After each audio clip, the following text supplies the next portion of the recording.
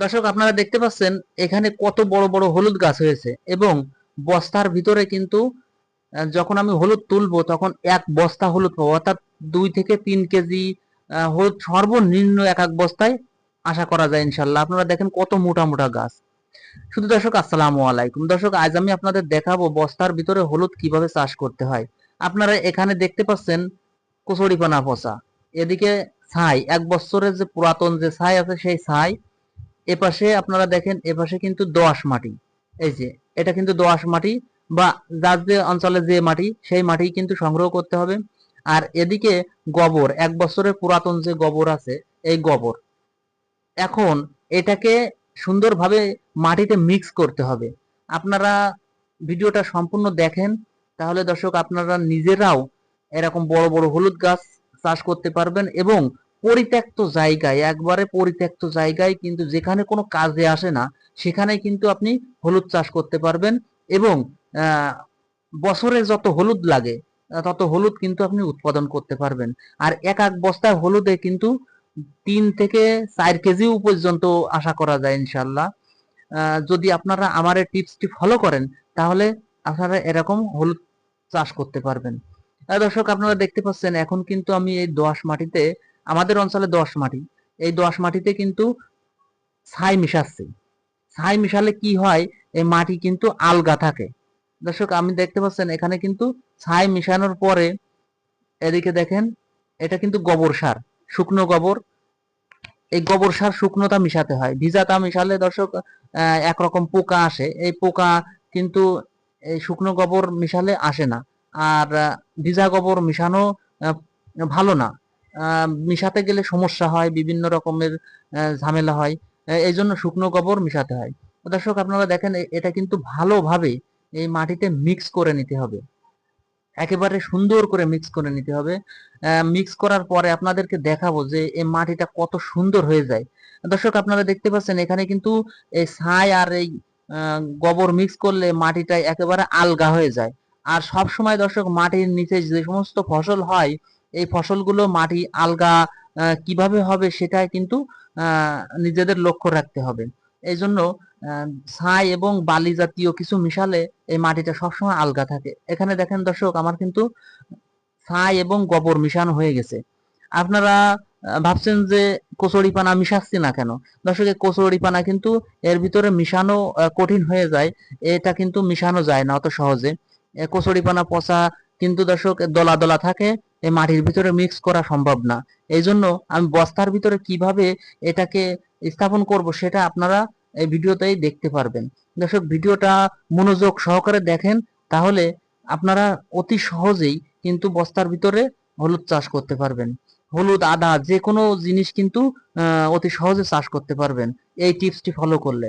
আপনারা দেখতে পাচ্ছেন এখানে দর্শক আমার কিন্তু মিক্স করা হয়ে গেছে।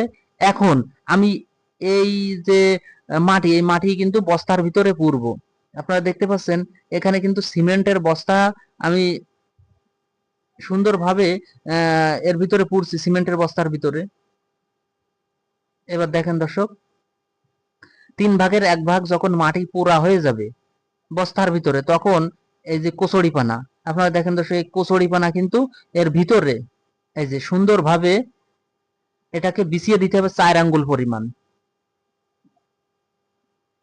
এই দেখেন দর্শক আমি কিন্তু সুন্দর করে এর ভিতরে বিছিয়ে দিচ্ছি।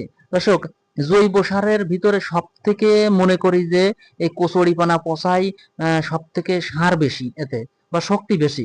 আপনারা দেখেন এই যে আমার কিন্তু এর ভিতরে মিক্স করা হয়ে গেল। এখন আমি কিন্তু দর্শক এর উপরে আবার মাটি দিয়ে দেব। মাটি দিলে কি হবে, এটা গরম হবে না।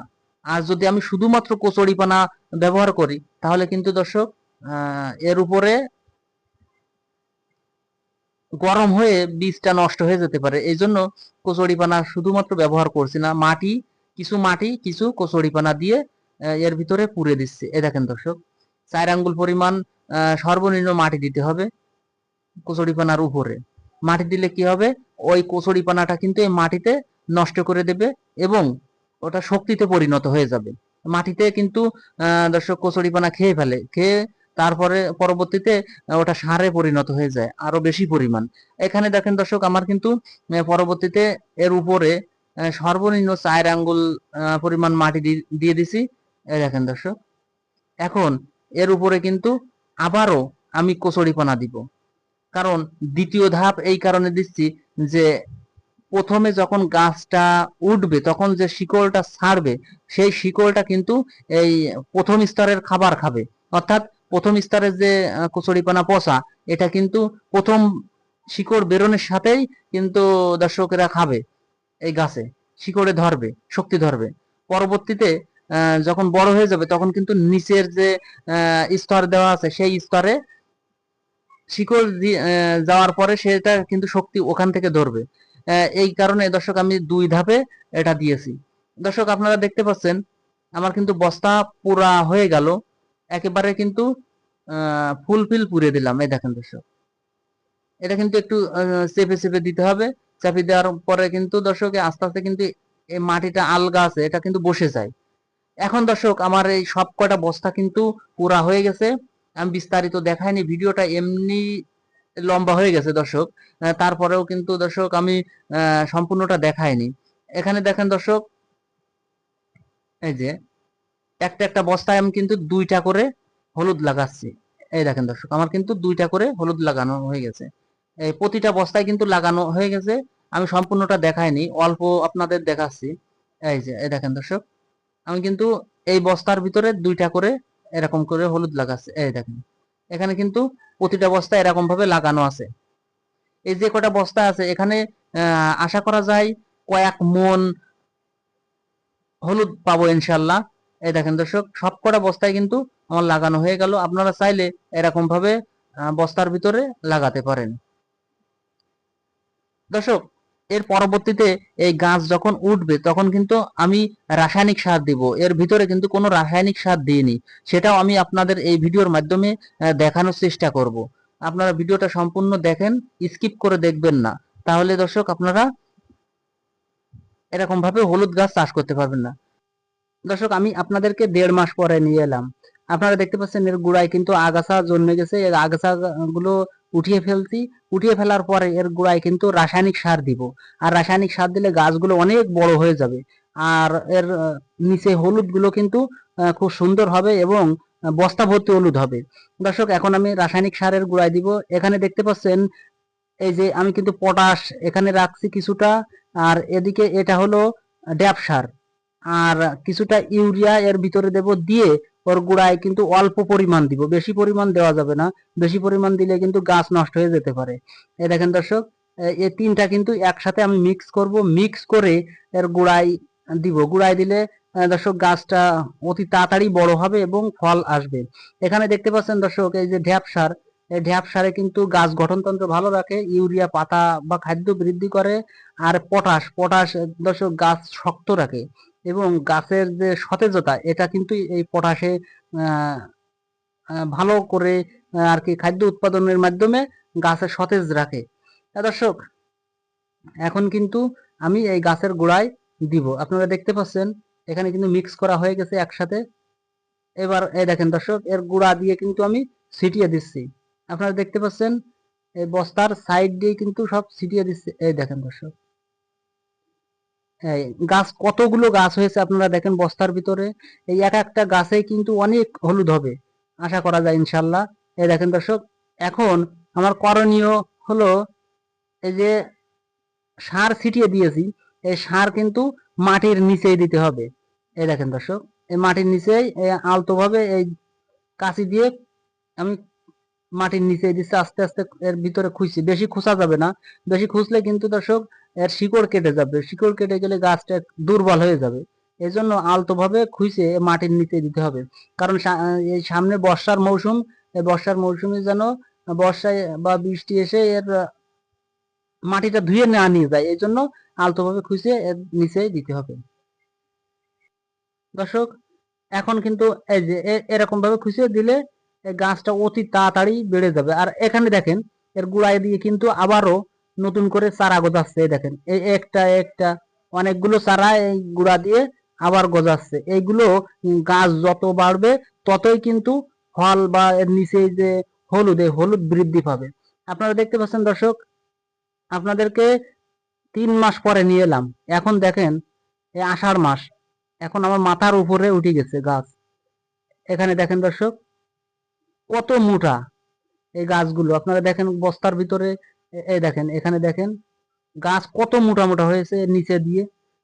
আসলে দর্শক এই এক একটা বস্তায় কম করে হলেও গাছের সাইজ অনুযায়ী মনে হচ্ছে যে 3 কেজির উপরে হবে, ইনশাল্লাহ আশা করা যায় 3 কেজি 4 কেজি হয়ে যেতে পারে।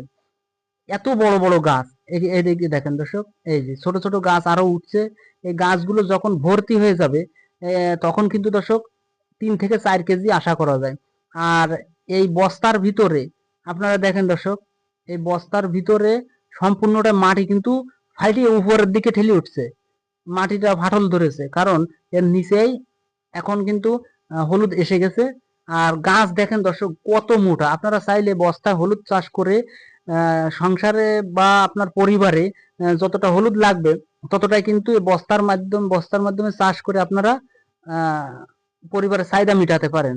অল্প কয়েক বস্তায় চাষ করলেই কিন্তু হলুদ আপনার পরিবারের যে কয়টা লাগবে সব কিন্তু এই বস্তার মাধ্যমে চাষ করলে হতে পারে। আর পরিত্যক্ত জায়গায়, একেবারে পরিত্যক্ত জায়গায় এই হলুদ চাষ করা যায়, যেখানে কোনো কাজে আসবে না, বাড়ির আঙ্গিনায় বা যে কোনো ছাদে, আপনারা যেখানে ইচ্ছা সেখানেই কিন্তু আপনারা রাখতে পারেন।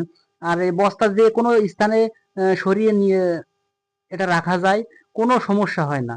যেখানে খুশি সেখানেই আপনারা চাষ করতে পারেন। দর্শক আপনারা দেখেন এক মুঠ, আমার হাতের এক এক মুঠ এক একটা গাছ হয়েছে। হলুদ গাছ কিন্তু দর্শক বস্তায় লাগালে অনেক বড় বড় হয়। এদিকে দেখেন দর্শক এই গাছগুলো নিচ থেকে উঠছে কত বড়, অনেক বড় বড় এই গাছগুলো। আসলে দর্শক বস্তায় যারা হলুদ একবার চাষ করেছে তারা কিন্তু প্রতি বছরই ইনশাল্লাহ আশা করা যায় চাষ করতে পারে। আর হলুদ যদি জমিতে লাগানো হয় 1 থেকে 2 বার হয়, তার পরবর্তীতে কিন্তু আর হয় না। আর বস্তায় আপনি 12 মাস, সরি, প্রতি বছরই একই জায়গায় কিন্তু চাষ করতে পারবেন। তো দর্শক ভিডিওটা যদি ভালো লাগে তাহলে আমার চ্যানেলটি সাবস্ক্রাইব